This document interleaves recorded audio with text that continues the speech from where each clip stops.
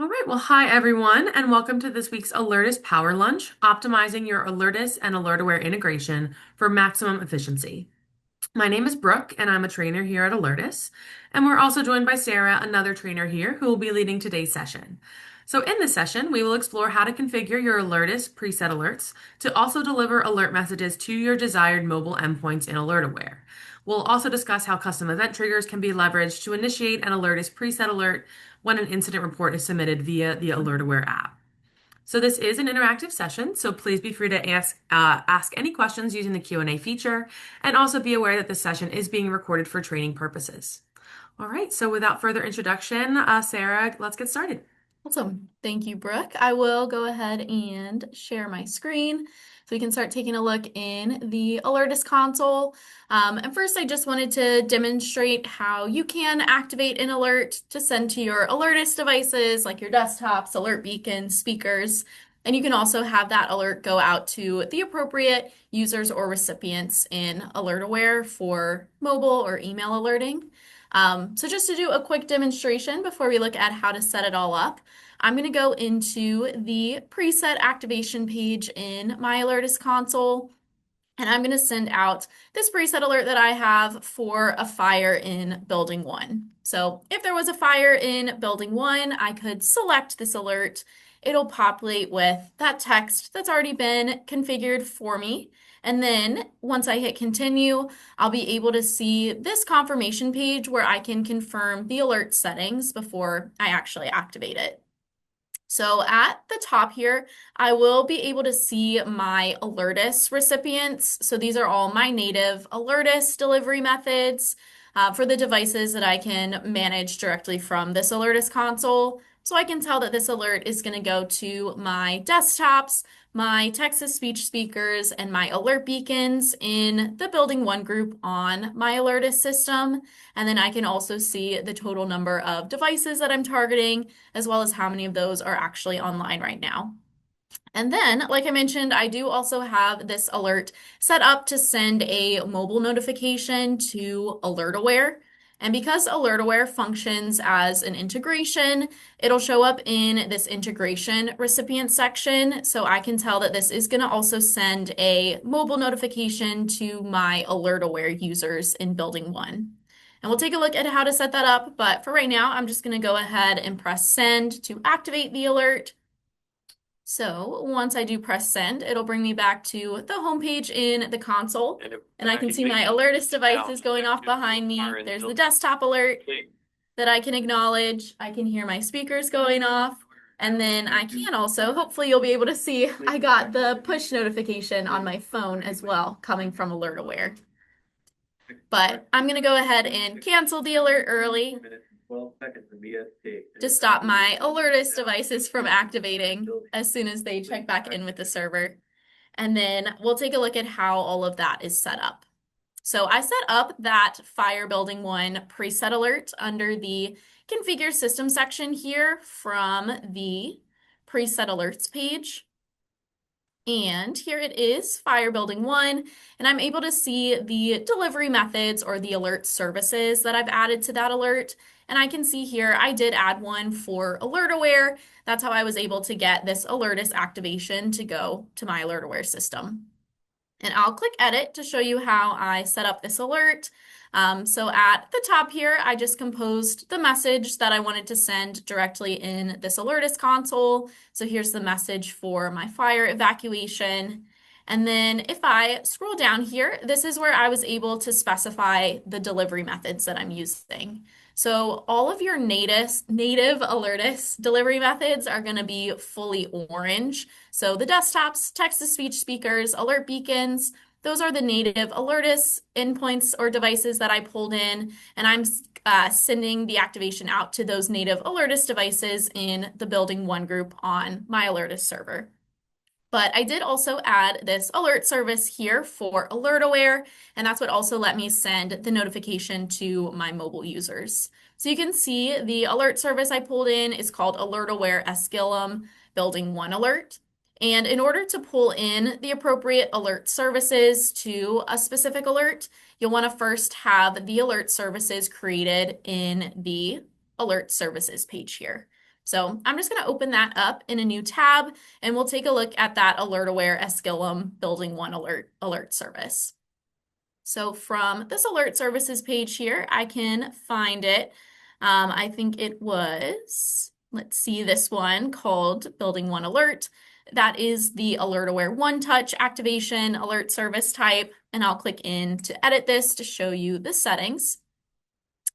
So for the AlertAware One Touch activation alert service types, basically this lets you say that if you pull in this alert service to an alert in your Alertus system, then it's going to also activate a One Touch activation in AlertAware. And in AlertAware, the One Touch activations are similar to preset alerts. So basically, whenever I use this alert service in an Alertus alert, it's going to send this particular AlertAware activation out as well. And to see how I had that one touch activation built out, I can go directly into my AlertAware portal here and click on One Touch to see all of the one touches that I have built. And the one that I pulled into that alert service is called Escalum Building 1 Alert. So I can find that here, Escalum Building 1 Alert, and I can click Edit to take a look at the settings. And because I know that I'm creating this to be activated from the Alertus console, for the notification content for the AlertAware alert, I just included this prompt here for the Alertus message just by clicking the Alertus message prompt and adding it in there. And that's basically just saying that whatever message I have in the Alertus alert that I'm sending, it's going to communicate that same message to all of my AlertAware endpoints as well. And then in this one touch, I was able to come down to the users and recipients section. And this is where I was able to specify the AlertAware users or groups that I was sending the alert out to. So if you select by group, then you'll be able to specify the AlertAware groups that you want to include. And these are the groups you have built out in your AlertAware system. So I can see that I'm sending this out to my Building 1 group in AlertAware. And then you could also, if you didn't want to pick by groups, pick individual users if you wanted to just select individual people to include. Or you could also click select all if you are creating a one touch that you'd want to go out to all of the people in your AlertAware system. And then this next events and duration section is where you're able to specify some settings specific to the AlertAware platform. This is where essentially you're able to set a duration, and that just determines how long this alert would be considered active in your AlertAware system. And then the final step in creating the one touch is the delivery methods section. So this is where you can pick the AlertAware delivery methods that you want to use. Right now, I just have it sending push notifications through the AlertAware mobile app, and I can click on the push notification option to further customize the settings for that push notification. So for example, instead of just using the default phone behavior, I picked to have this chime play when the phones are activated, and you can preview that audio by clicking the speaker icon there. And I could also customize the message specific to push notifications if I wanted to. And then you can also designate the push notification as a critical alert here if that option is checked. And that just ensures that even if the end user's phone is muted or on silent, as long as they've opted in to receive critical alerts, then the system will attempt to override those silence settings and still have the notification make an audible sound to really get their attention when it comes in. And then you could also choose additional AlertAware delivery options if you have additional licensing to send text, voice calls, or emails. You can select those options here, and you can customize the text for each of those modalities. So for example, if I wanted my email message to contain additional information that I don't have in the push notification, I could add that here if I wanted to. And there is also the option when you are creating an AlertAware one-touch activation that you can include Alertus as a delivery option. If that was checked, then you would be able to select a preset alert to launch in the Alertus system whenever this one-touch is activated. So that could be helpful if you are creating one-touch alerts to have saved in AlertAware to activate directly from AlertAware. But because I built this one-touch with the purpose of being activated from my Alertus system and pulling in my Alertus message, I'm not going to have Alertus checked as a delivery option. Since I'm already activating my Alertus devices directly in Alertus, I don't need to activate them again coming from AlertAware. But once you do have the appropriate one touches built out to be able to target the specific AlertAware users and groups, you'll be able to select from any of those one touches as you are creating the AlertAware one touch activation alert services so that you can activate all of those one touch alerts directly from your Alertus console. But you might have also noticed as I was scrolling through my alert services here that in addition to the AlertAware One Touch activation alert service type, there are also some other options for AlertAware alert services, the AlertAware Custom Activation and AlertAware Custom Activation LDAP.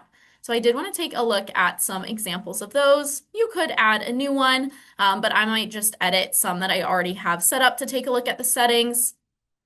So for example, for building 2, I created an AlertAware custom activation alert service. I can click edit to show you how I have that set up. But basically, instead of selecting the AlertAware one touch option, if you select AlertAware custom activation when you're creating an alert service, this will essentially save you from having to build out all of those one touch alerts in AlertAware, since you can skip that step and you'll be able to directly specify the AlertAware alert settings that you'd want to use from the Alertus system here. So once you pick AlertAware custom activation as your service type, you can specify these settings. So you can give the notification a title. For example, this one is for building 2, so I called it building 2 alert. You can also specify the AlertAware groups that you'd want to receive this notification. So from this dropdown, I can directly select from any of the groups that I have built out in AlertAware. Again, since this is for building 2, I picked the building 2 group, but you could pick multiple groups in the alert service if you wanted to. And then you can also directly specify the AlertAware delivery methods that you want to use. So in this example, I'm just sending push notifications, but if you do also send SMS text or emails from AlertAware, you can select any of those additional delivery options as well. And if you do select SMS as a delivery option, you do have the ability to specify custom SMS text for the notification, just because the SMS does have a character limit of just 160 characters. But I'm just going to leave it with push notification for now. And then there are some additional settings similar to the settings that we saw in the AlertAware One Touch that we were looking at. But you can choose if you want to hide the confirmation button or the comment box if you don't want people to have to confirm or leave a comment when they're receiving the notification. You can also put in the URL for an attachment or change the alert tone that you want for the push notification here. And you can also designate this as a critical alert by having yes selected. And again, that will just ensure that the incoming push notification will still make a noise, even if the end user has their phone muted or on silent, as long as they've opted in to receive those critical alerts. So now that I have this set up, I can click save or add, and then I have that alert service that will be able to send any Alertus message to my building 2 group in AlertAware with a push notification. And then in addition to that AlertAware custom activation alert service type, there is one that is called AlertAware Custom Activation LDAP. Again, you can create a new one or edit existing alert services. And for the LDAP service type, this is a good option if you are using Active Directory groups that you have set up directly in your Alertus system. Basically, you'll be able to use this LDAP alert service type. You can specify the notification settings here, similarly to what we saw in the AlertAware custom alert service. But this one, instead of having to pick the AlertAware groups directly in the service, whenever you use it in an activation, which we'll take a look at, it'll be able to send the AlertAware notification to the LDAP users that you have mapped to an Alertus group that you've selected. So again, this is a good option if you are using LDAP groups that you have built out in your Alertus system. But now that we have those alert services set up, I did want to kind of bring it all together to show you how we could build out a new preset alert that goes to AlertAware. So I am going to scroll down to the preset alerts page here. And we did already send that preset alert for a fire in building 1. So I thought that we could add a new preset alert this time for a fire in building 2. So I'm just going to give the preset alert a name here. I'll call it S. Gillum Fire Building 2. And then you could give it a description if you'd like. This preset type just lets you customize the icon style for the preset alert. So I'll pick the fire style just so that I can identify it really quickly. And then I'll compose my message. I'll just pull in my fire evacuation order template, and I'll say due to a fire in building 2 to give some more information. And then you can also set the duration and the priority for the alert here. And then when I'm specifying my delivery methods, I'll start by picking the native Alertus delivery methods. So I want to send this out to my alert beacons. I want to send this out to my Alertus desktops with the default red takeover. And maybe I'll also send it to my text-to-speech speakers as well. And for my alert beacons, I'm just going to leave them silent because I'm sitting right in front of them, but I do want to have the LEDs turned on, and then I will also activate the LED marquee I have connected to my alert beacon. And then for my Alertus devices, I can use this choose recipients option to pick which of those devices I'm activating. So since this is for a fire in building 2, I'm just going to pick my building 2 group. So right now, this would just go out to my alert beacons, desktops, and text-to-speech speakers. But if there is a fire in building 2, I also want that alert to go to AlertAware to send a mobile notification as well. So this is where I'll want to add in one of those alert services that I have created for AlertAware.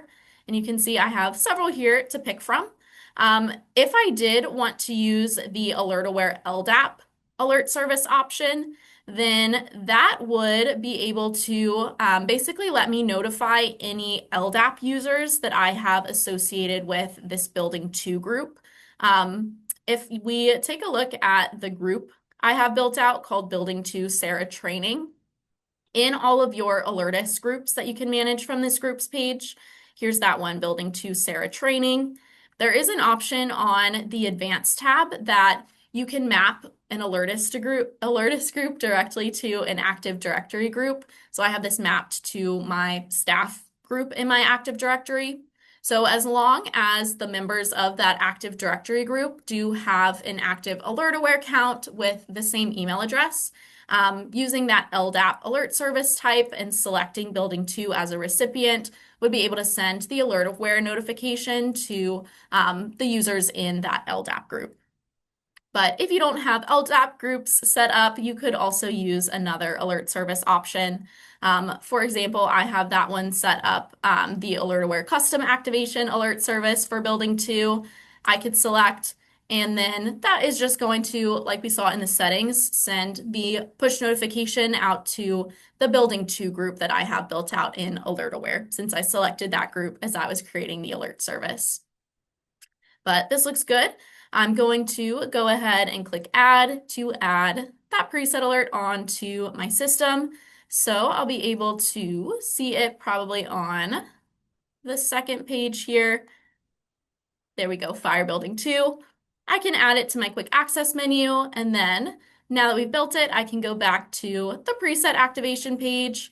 I'll see Fire Building 2 that we just created that I can select to send. And then I'll be able, again, to confirm this information. This time it's going to building 2 for my Alertus devices. I can see those that I'm targeting. And then I can also see the AlertAware information in this integration recipient section. So it's sending that push notification to my building 2 group in AlertAware as well. But I can go ahead and click send just to give you another demonstration. We can see my Alertus devices are being activated. I have these in building 2 as well. I can acknowledge the desktop alert, and then I did just get the building 2 push notification on my phone coming from AlertAware. So that hit all of the endpoints that I wanted to. But I'm going to go ahead and cancel that alert early. March 2026, 11 hours, 50. Awesome. And then the last piece that I did want to touch on is the incident reporting integration between Alertus and AlertAware. If you all are using the incident reporting feature in AlertAware, your end users will be able to report emergencies or report incidents that they're seeing. And you can manage the settings for your incident reporting in AlertAware if you open up this settings option and then click on incident and emergency reporting. And this is where you can create all the different incident types that you'd want people to be able to report. Like I have wild animal, I have fire, health emergency. You can add as many as you want. And then you can determine what happens when an incident is reported. If you have send to AlertAware checked, then if someone reports that incident type, it's going to send a text and an email to any AlertAware admins and owners to let them know that that incident has been reported. But you do also have the ability to send those incident reports to your Alertus system. So that would basically generate like a panic button event in Alertus that you could then also have activate an Alertus preset alert. So I just wanted to quickly demonstrate what that might look like. So I am going to go ahead and report an incident on my AlertAware mobile app on my phone. I'm just going to open it up, similarly to what I would see on the AlertAware web portal. I can click to report an incident. Maybe I will report another incident type. And then maybe I will just type out a message. Maybe I'll say this is a test. And then I'm going to go ahead and click report to report that on my phone, which I just did. So now that I've reported that incident on my phone, we can see there is an active incident in AlertAware. And then you can also see my Alertus devices are going off behind me. And I did have this desktop notification come up as well. This was sent by Alertus in response to that AlertAware incident report, but I was able to see the name, the phone number of the person that reported the incident. I can also see the location where they reported the incident on the map.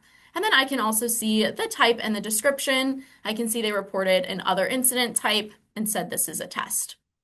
So that can be a great option if you do want any of those incident or emergency reports to also activate your Alertus system.